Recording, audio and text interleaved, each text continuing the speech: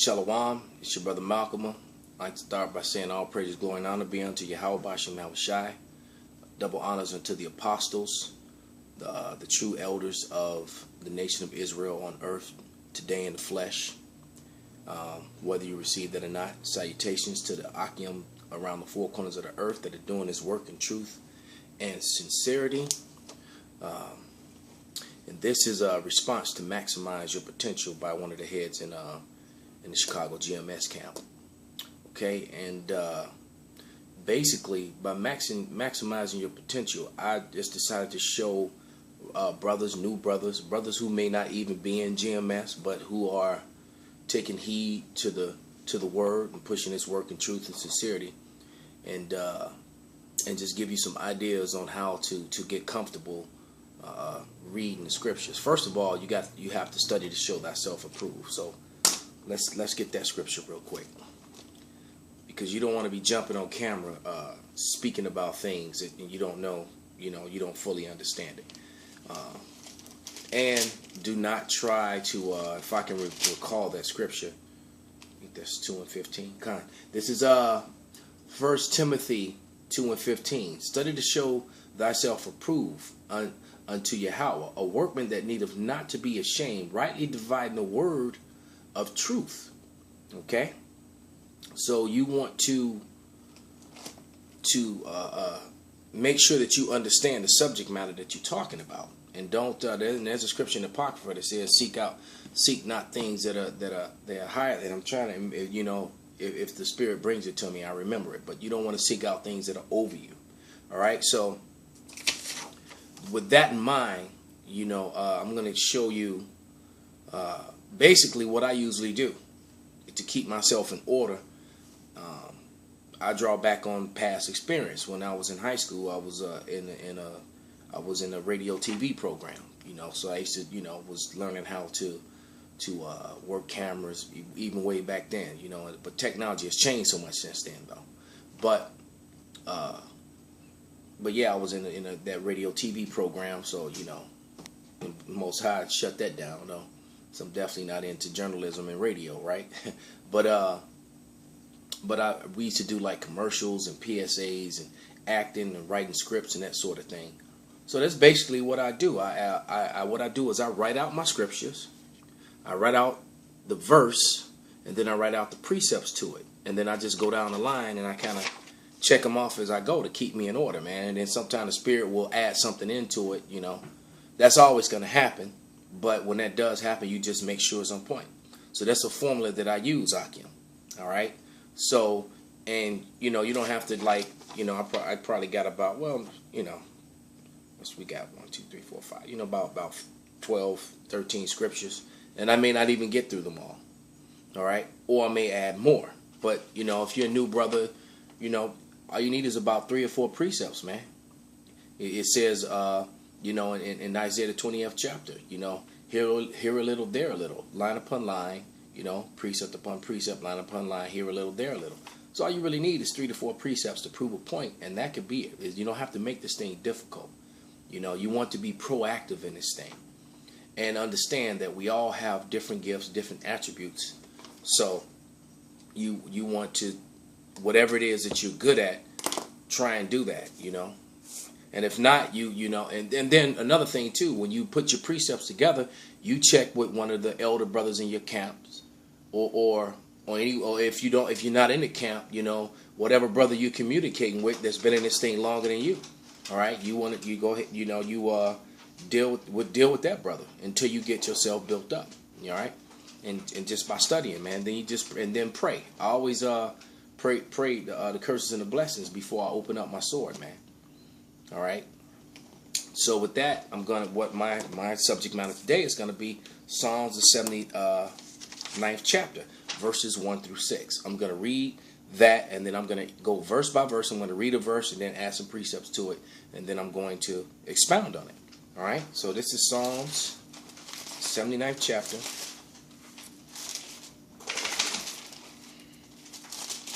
All right, and verse 1.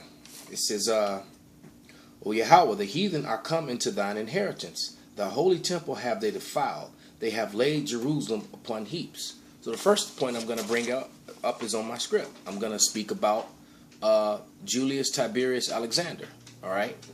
And that's his name. And basically he was an Israelite who was actually in the Roman army working for Esau, kind of like these cops, that police their own people, basically being a part of the system that oppresses their own people, man. All right.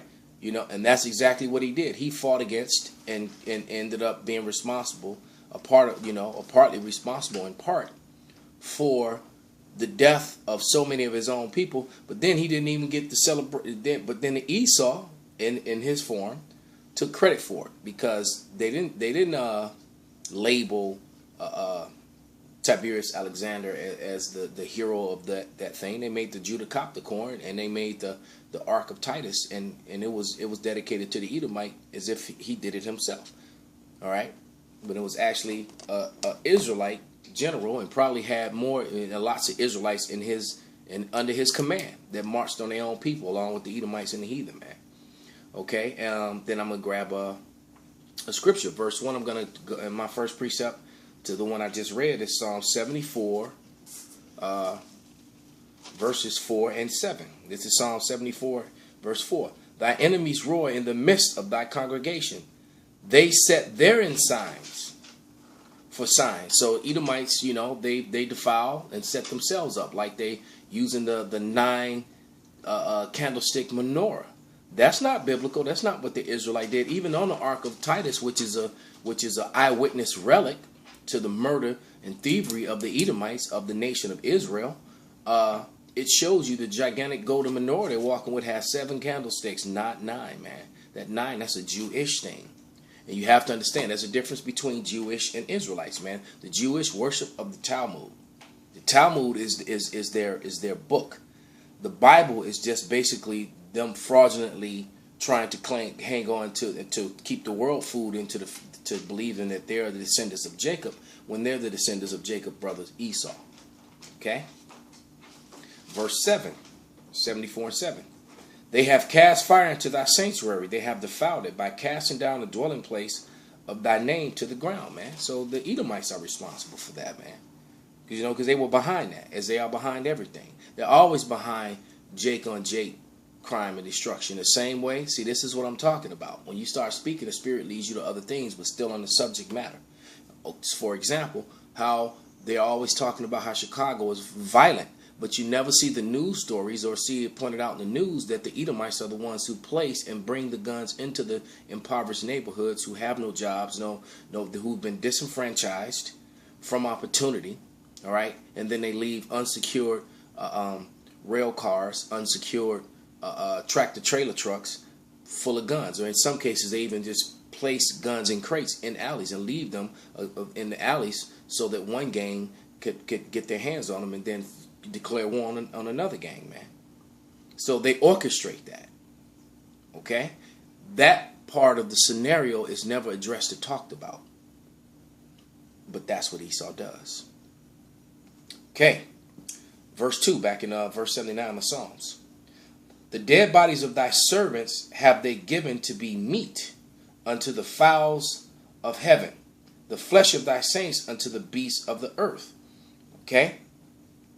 So I'm going to go to first precept to that scripture. I'm going to go to Jeremiah.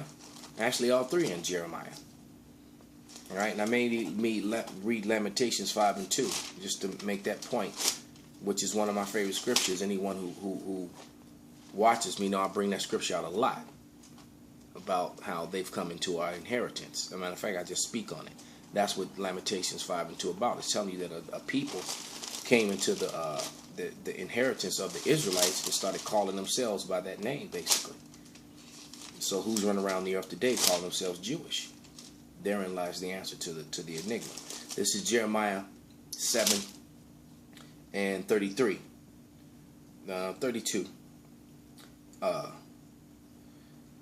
And 33. It says, Therefore, behold, the days come, saith Yahweh, that it shall be no more called Tophet, nor Salakia. I'm just read 32.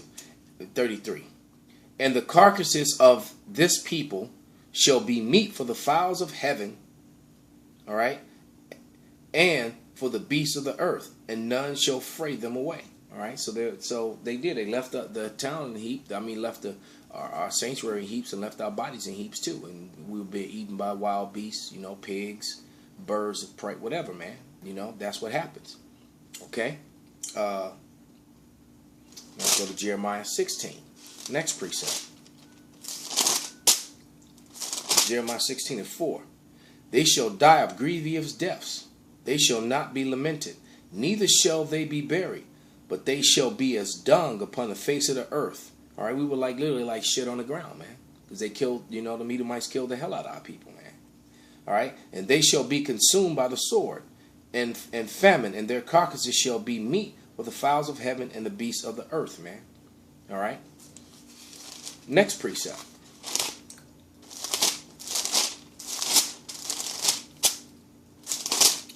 All right, which is Jeremiah 34, verses 20 through 21. And I will give them into the hand of their enemies, all right, and into the hand of them that seek their life, and their bodies, and their dead bodies shall be for meat unto the fowls of the heaven and to the beasts of the earth. All right, so there it is. Let's go back to Psalm 79. Now I'm going to read verse 3. Their blood they shed like water round about Jerusalem, and there was none to bury them. All right, so now I'm going to go to Psalms 147, and they were, man, because the bodies we were fleeing in all directions. You know, the Edomites were pointing us out in our hiding places. You know, it's celebrating, raise it. You know, even to the foundation thereof. You know, just quoted the scripture. This is Psalms 141:7. Our bones are scattered at the graves mouth, as when one cutteth and cleaveth wood upon the earth. So when you cut wood, man, the splinters fly everywhere, man. They were annihilating our people, man. Okay? Let's go back to Psalms 79. Now I'm going to read verse 4. We have become a reproach to our neighbors, a scorn and a derision to them that are round about us, man. You can go to Deuteronomy, the 28th chapter. I won't read that. Well, actually, I will go to it and just read maybe a couple verses. But verses 15 through 68 are the curses. And when you read those curses, man, it only fits one group of people that are on the face of the earth, man. And anyone wants to deny that, it's just full of hate, anger, or jealousy, man. They just don't want to face to the truth, man. Because the Jewish people, all right, the Edomites, they didn't go through any of those things collectively as a whole race, man. And I posed that question so many times, and I've still yet to get any answer as to when did, and that question, just as Apostle Tahar asked, what's his name, James White, Dr. James White, when and where is the history written in the documentation and the eyewitness, meaning the relics of the Edomites being destroyed by in the Roman Jewish wars, when the Romans are Edomites as well. So were the Jewish converts, okay? So were the Herodians. They're the Idumeans. So when were they destroyed, man? Where are the relics? Okay? You're going to be looking for a long time because they don't exist. All right? But this is Deuteronomy 28. And let's see. Let me pick one. All right? And it says, I'm going to read 45. Moreover, all these curses shall be upon thee, and pursue thee, and overtake thee till thou be destroyed, because thou hearkenest not unto the voice of Yahweh thy power, to keep his commandments and his statutes which he commanded me. All right? So I read the one before. It says, he shall lend to thee, and thou shalt lend, and not lend to him. He shall be the head, and thou shalt be the tail. So, Jake is not lending to anyone. Jake is the borrower, man. The one doing all the lending is, who are the banks owned by? JP Morgan and all the big banks are owned by Jewish people. That's an undeniable fact, man. So, but the Bible said that the Jews would be in a position where they're the borrowers and not the lenders, man. So that's a big prophecy, man. They don't fit that, okay? And the whole world, including the heathens, know that the banks are owned by the Rothschilds, man. The IMF, the World Banks are owned by Jewish people, and all the small, and majority of the smaller banks as well are owned by Jewish people and or Edomites. Okay. Let's go to 28 and 68. And the Lord shall bring thee into Egypt again, slavery again. That's what the word Egypt means, man. I'm not gonna. You should know that by now. With ships. Where are the artifacts and the relics and the images of Jewish people in chains, naked, in chains, bound with yokes of iron around their neck, as is written in this passage that I'm reading? All right. Where are they? And then been sold, and where them being on auction blocks and getting sold to the four corners of the earth, as described in the word of in the Bible, in the Tanakh, you know, in the Torah. Where are they? They don't exist. Okay? Because it didn't happen to them, because they're not the people. Going back to Psalm 79, finishes up. This is going to be pretty quick. This is not that difficult, Aki. I'm in verse 5 now. It says, how long, O Yahweh, wilt thou be angry forever? Shall thou jealousy burn like a fire? Okay? So now I'm going to go to Psalms 74. Verses 1. It says, O Yahweh, hast thou cast us off forever? Why doth thy anger smoke against the sheep of thy pasture? All right. Sheep is referring to the Israelites. Verse 9 and 10. We see not our signs. There is no more any prophet. Neither is there any among that knoweth how long. O Yahweh, how long shall thou adversary reproach? Shall the enemy blaspheme thy name forever? How are they doing that, man? They're blaspheming by calling on Yahweh and Yahshua, using Yiddish to try to break down the name of the Lord, man. When Yiddish is a mixture, is not proper Hebrew, man. They added vowel points. There are 22 characters in the Hebrew alphabet, man. They added another 4 to add those vowels and those points, all those dots, to add all those vowel points, man. And that is a mixture. That is a German Slavic language, all right, Hebrew admixture, all right.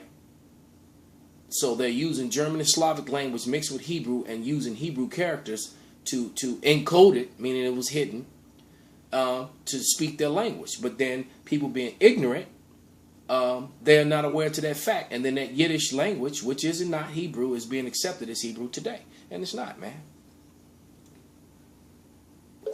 They'll say they're speaking Hebrew. No, you're speaking Yiddish. Okay?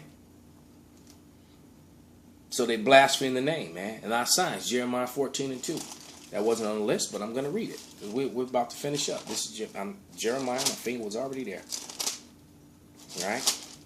When you go to the JPS, I have one of those behind me, the Hebrew Tanakh.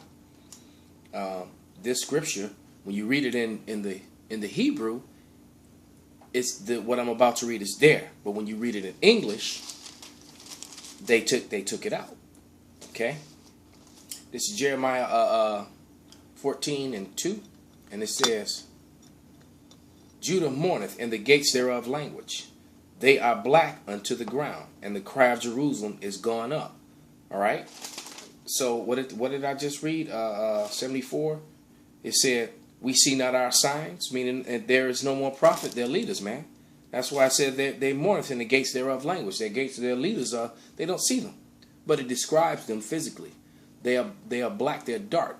And see, in Hebrew it says kadar or kadawa. Because when you grab a handful of dirt, it's like dark. And the deeper you dig, the darker it gets, man. Dirt is not pale red, man. All right. Next scripture, Psalms 80 and 5. Thou feedest them with bread of tears, and giveth them tears to drink in great measure, man. Our people are and we're Esau is so merciless and cruel, man. He's still oppressing the hell out of us, man. And our people are gone, man. Our people are bugged out. They've been destroyed, man. They've been destroyed The houses have been, the programs that Esau set up was targeted at Jake. It destroyed our households. Now, it's funny thing is, those same programs are starting to destroy his household. The imbalance is women being over the men is happening to them now. That's why divorces are so high among Edomites, man, and their families are being torn apart because the women are starting to be over the men, and and that creates a problem, man. It creates an imbalance, man. Okay. Now I'm gonna go back to finish it up in Psalm 79. This in verse 6. All right. It says, "Pour out thy wrath upon the heathen that have not known thee, and upon the kingdoms that have not called upon thy name." And no one else is called upon the name of the Lord except us, man. All right. Verse 7. I'll just read verse 7 anyway. "For they have devoured Jacob and laid waste unto his dwelling place." Man, who was it? That was, them Edomites, man. Okay? Mainly the Edomites. They were responsible for it. Okay? And I'll go back up to 6 when it says, "They have not called upon thy name," man. So I'll get another scripture in Psalms. I believe it's Psalms 147, and this will be the last one. I believe it's 147, 19 and 20, if I'm not mistaken.